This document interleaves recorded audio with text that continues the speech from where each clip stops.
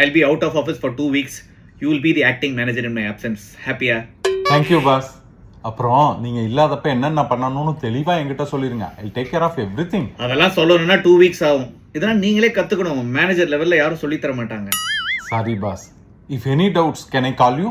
பண்ணலாம், ஆனால் நாட் ரீச்சபிள்னு வரும். பரவாயில்லையா? என்ன சார் நீங்கள் பாவம் ரிட்டையர் ஆகிறதுக்குள்ள ப்ரொமோஷன் தான் ஆக மாட்டேங்கிறீங்க. அட்லீஸ்ட் ஆக்டிங் மேனேஜர் ஆப்பர்ச்சுனிட்டியாவது கொடுக்கலான்னு பார்த்தா. Thank you boss. By the way, escalation வந்தா உங்களை ரீச் பண்ணலாமா? கண்டிப்பாக கூப்பிடக்கூடாது. Reach out to senior manager. என்ன யோசிக்கிறீங்க? இல்லை, எஸ்கலேஷன் வந்தால் நான் சீனியர் மேனேஜரை கூப்பிடணும். டவுட்ஸ் வந்தால் உங்களுக்கு கால் பண்ணக்கூடாது. ஐ எம் திங்கிங் இதே ப்ராசஸை நாங்கள் ஃபாலோ பண்ணால் உங்கள் ரோலுக்கான காஸ்ட்டே கம்மி பண்ணலாமே.